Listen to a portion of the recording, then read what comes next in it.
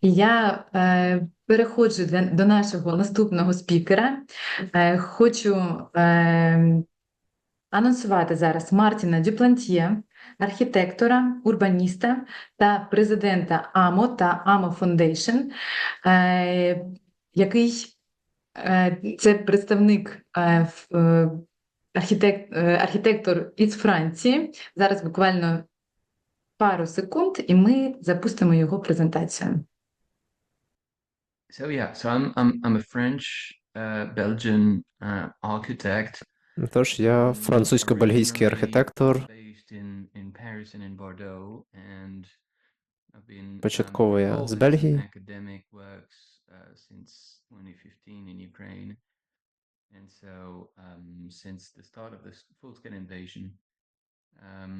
І починаючи з повномасштабного вторгнення, ми почали створювати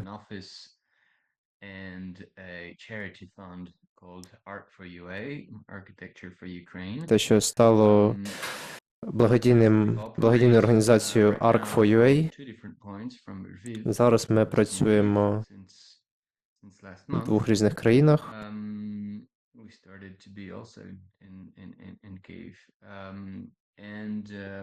У нас є офіс, який знаходиться в Києві, і цим благодійним фондом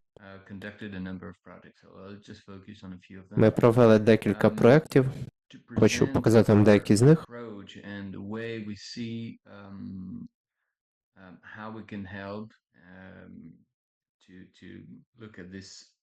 Хочу показати вам свої підходи та те, як ми підходимо до відбудівлі.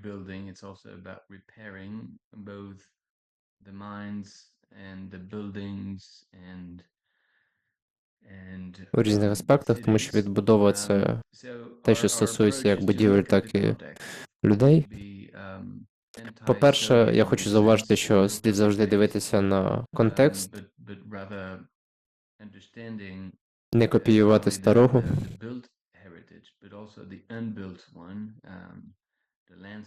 Розуміти не тільки те, що нам дісталося у спадок, але й розуміти зв'язок між містами та їх оточенням,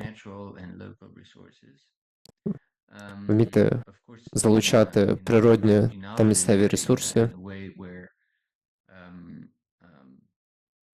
Post-carbon industry for construction is being developed, and I think Ukraine has a huge potential in this sense. Можу, що у України є доволі великий потенціал, out of the lobbies that we guys in Western Europe or in the States would have to fight with. I think, який дозволить Україні конкурувати з деякими європейськими країнами. І нам потрібні можливості для того, щоб переключитися на нові методи будівництва, але, звісно, при цьому залишатися самобутніми та пам'ятати про соціальний вплив. Not opposing emergency and long term, but rather to find solutions that are often not much more expensive. Ми повинні шукати рішення, які можуть бути дорожчими, але менше тривати. An emergency and be a short-term solution that can long last. I've been on the board of the Emergency Architects, which is a worldwide foundation for a number of time, and we've been always fighting against temporary solution because things never end up being temporary. They always last much longer. Постійно сваримося з іншими архітекторами стосовно різних архітектурних рішень, оскільки світ постійно змінюється. Neighborhoods of prefab houses for IDPs that actually end up being completely empty now.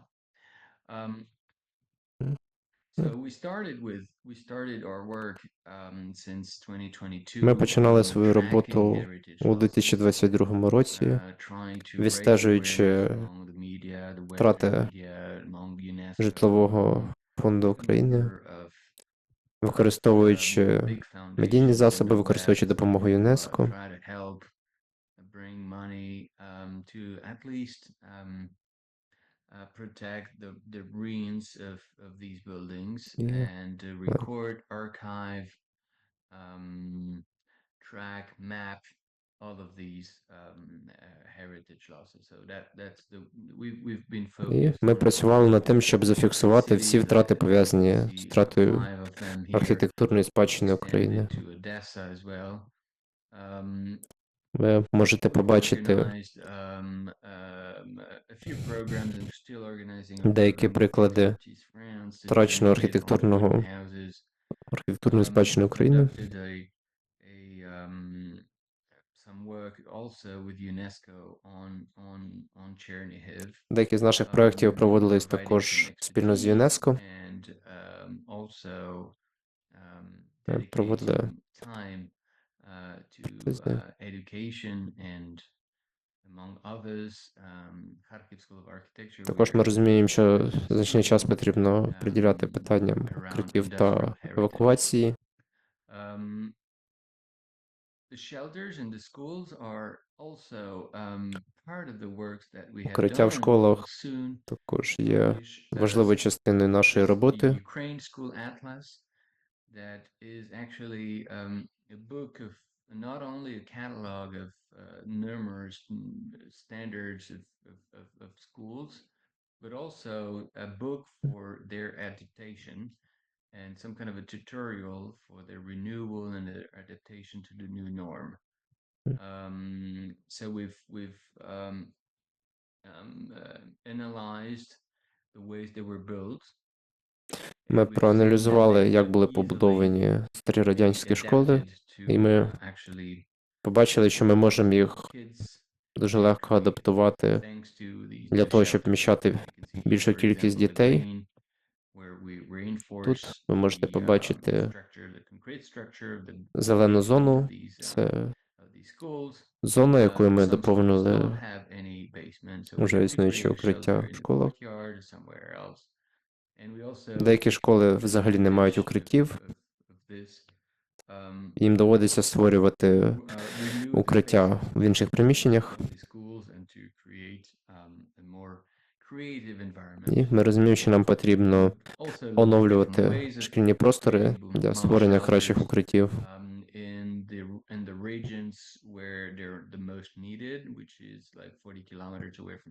Ми розуміємо, що цим займатися потрібно в регіонах, в яких це найбільше потрібно, тобто у прифронтових зонах.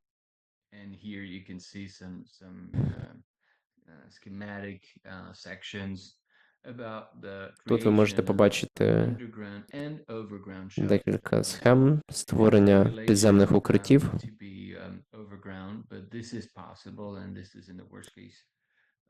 У нас немає офіційної вимоги, щоб це знаходилося саме під землею, але це є можливим.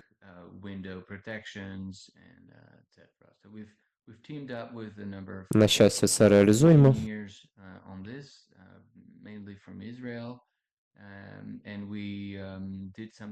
Цим займалися інженери переважно з Ізраїлю.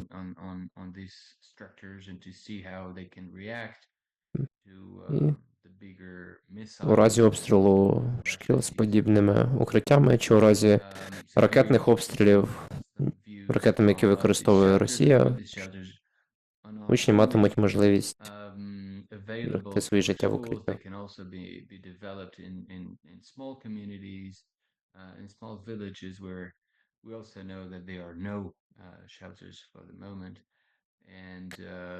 Також в деяких школах, які знаходяться у сільській місцевості, на даний момент взагалі відсутні укриття.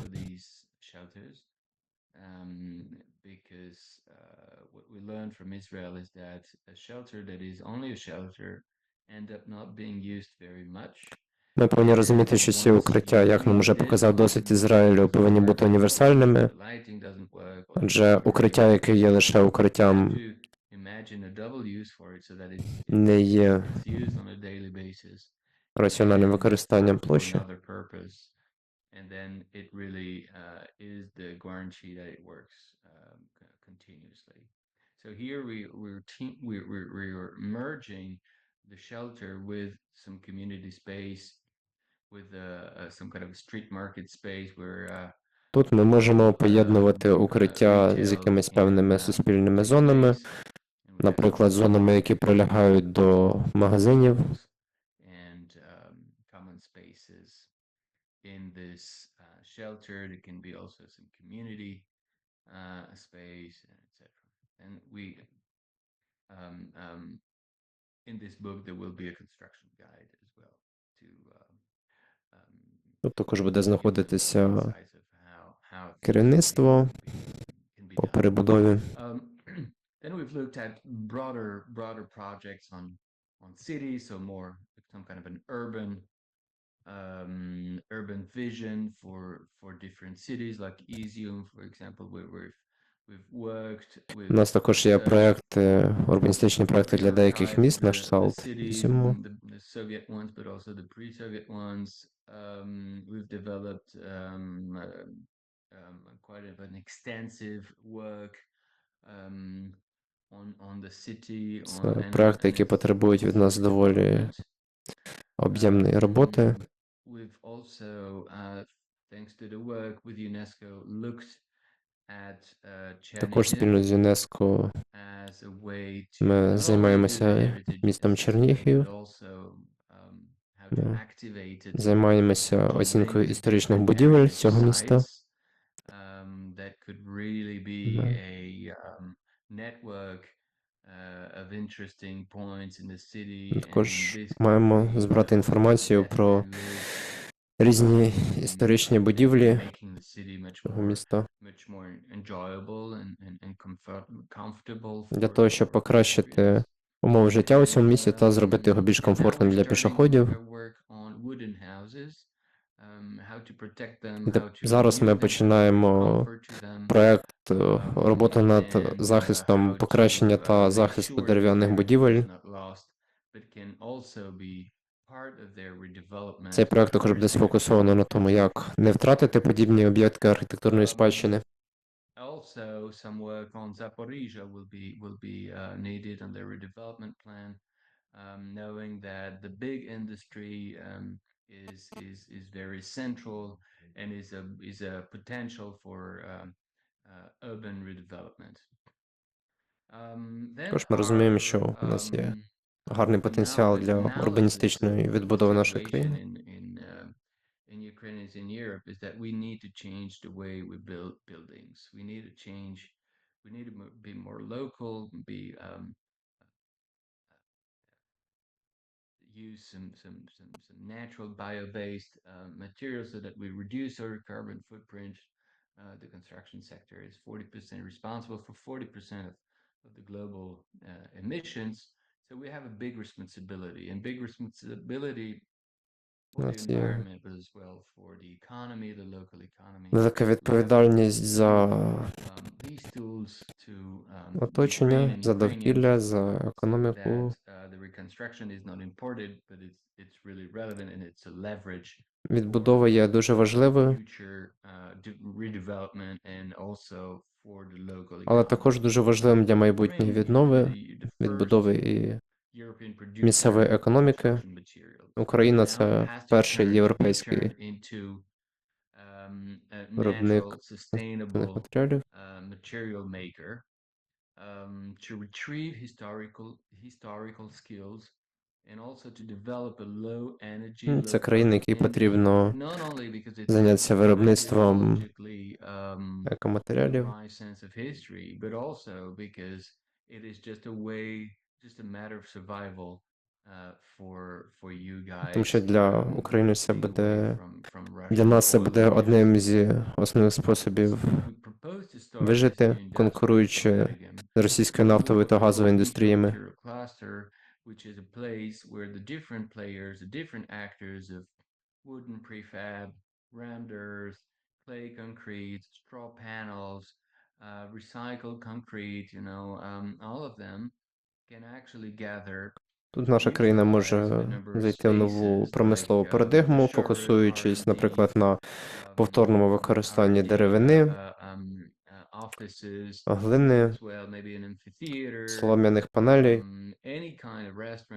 переробленого бетону та інших відновлювальних екоматеріалів. Share some resources and make sure they lobby in the right way to get more and more projects done in this way. And the idea is really not to do some copy paste of a model that could be brought from anywhere Ідея else, полягає в but тому, really щоб to be не копіювати linked банально to the якісь identity of Ukraine інші and to ідеї, а для того, bring, щоб build зберегти українську contemporary ідентичність та from our побудувати roots, сучасну out of these Україну, historical roots, and you have an звертаючи amazing увагу на наші історичні base корні. in this sense. So the idea is that У вас this чудова історія у cluster цьому сенсі, і of ви можете collaborative використовувати її при innovations вибудові. should bring not only production, recycling, training, and Тож R&D, цей as I said. кластер So it's a new колаборативних approach інновацій повинен with a включати декілька construction основних пунктів. sector, with a new economy, which is a key tool Тож новим підходом для відбудови є нова економіка, яка буде ключовим інструментом для майбутнього та для якості нашої відбудови.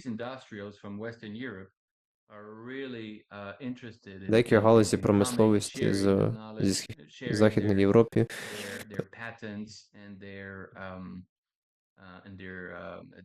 деякі країни діляться своїм досвідом, технологіями. Наприклад, матеріал з Франції, MetRap, який є прикладом нового матеріалу, який є один з варіантів заміни для бетону. And in this way, it creates a place for it creates a product that is 70 to 80% less carbon intensive. І такий продукт With the same properties and the same tools. Має на 70% менше вуглецевого викиду порівняно зі звичайним бетоном. We think that we should also bring some let's say cartographic mapped tools, and that's why we launched a national initiative called Rebuild Green Ukraine. Також ми запустили національну ініціативу, яка називається Rebuild Green Ukraine. Ви можете знайти карту ресурсів, виробників, список ресурсів, список виробників, установчі документи, дані щодо освіти та розвитку. Ми оновлюємо цю інформацію щотижня.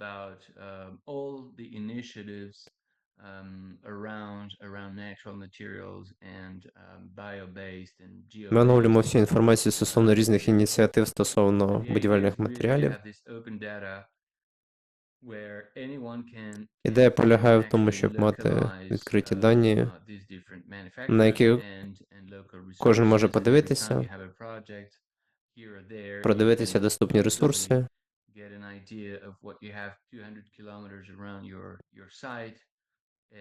І якщо маєте проєкт, можете переглянути на ресурси, які знаходяться в зоні досяжності поблизу вас. Positive local impact, then it's quite easy to contact these guys and etc. So these platform, this digital platform is a way also to promote our idea. Ця цифрова платформа також є шляхом для пропагування ваших ідей. Make a significant cluster for these manufacturers of bio-based construction materials. And so we are really quite actively looking for that. Now, some projects, a few projects. Деякі проекти, It's a museum in Ivangkov for Maria декілька проєктів. Один з цих проєктів – це музей Марії Примаченко в місті Іванків. former museum that has been shelled by Russia in 2022. And it's a Це один з проєктів magnificent landscape of the відбудови river in a музею, park. який були знищені під час російського обстрілу у And what we're 2022 році. proposing is something quite rational. Те, що ми both a museum пропонуємо, and a це community space, with a cafe, музей so та two суспільний story, простір, very Ну, simple, який with включає в a себе також і non-stop кафе. structure. And Цей музей буде мати чудову інфраструктуру. some rammed earth above, straw panels in the as partition Можете walls. побачити деякі рендери з The використанням half солом'яних basement is панелей. done out of stone and these clay, raw clay cement. So you can see a few images here. І також напівпідвалом виготовленим з глини та цементу. Then we are also conducting a project in Vorzel, in Ramada of Bucha. Інший проект – це культурний центр у Ворзелі, Буча. Ukrainian Cultural Center. This is on the domain of the Uvaros family. So the Uvaros family were some white Ukrainian family that fled during the Bolshevik Revolution to France, and actually that was the link between Vorzel and France, and some of the grandkids of Даний проект буде присвячено історичним зв'язкам між Україною та Францією. from Vorzel actually came back to Ukraine, Igor, and so we met him and we started to work on his family's museum, which is the small white building that you see in the right hand, and to see how we could extend this history and Ми вже почали працювати над цим невеличким білим музеєм, який ви можете побачити у краю верхнього фото. Також ви можете побачити, наскільки ми плануємо розширити загальну площу даного культурного центру.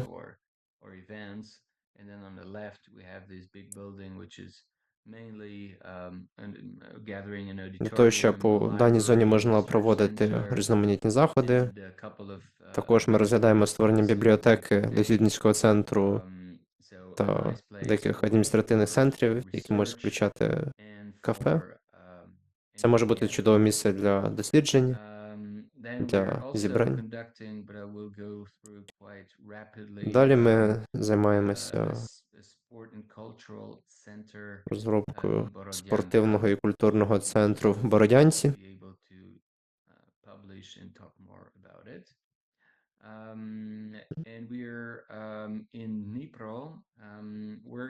Також в місті Дніпро ми працюємо над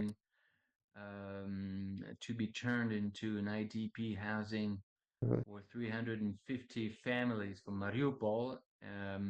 над These families створенням будівель для will be in the 150 upper, сімей з in the Маріуполя. upper, floors, and on the ground floor we will have the cultural center dedicated to gastronomy. We called it La Cantine. Дані La будівлі École будуть because також the whole project is вміщати в financed собі by культурний French government. центр. And this Проект повністю gastronomic фінансується center французьким урядом. will be linked І to chefs from both France and Ukraine. And цей центр hopefully we буде will be able to проводитися talk як about it Україною, more так і Францією. in depth very І soon as well. сподіваюся, що дуже скоро ми зможемо про нього And I трішки wanted більше to thank поговорити. you all, and I wish you an amazing hackathon today. So Хочу don't всім hesitate to подякувати і contact us, побажати don't вам hesitate to чудового хакатону. register to rebuildgreenua.com as well, because it will only be a success if everyone joins. Кілька разів ми досягнемо успіху, тому Really convinced and без together будь-яких сумнівів доєднуйтеся до наших to ініціатив. develop the country in a proper way. Ще раз всім Thank you дякую. again. Я дуже вдячна Мартину Дюплантьє за чудову презентацію. Хочу додати, що для нас дуже важливо було показати для наших всіх учасників досвід іноземних різних експертів та компаній, які вже мають свої проекти в Україні, які впливають на розвиток українських міст, українських територій. Наскільки важливою є також співпраця між іноземними компаніями і експертами з українськими експертами та компаніями, і те, що ми пропагуємо нашим Rebuild Green хакатоном і програмою, це саме міжнародна кооперація та співпраця задля нашої спільної мети відновлення українських міст.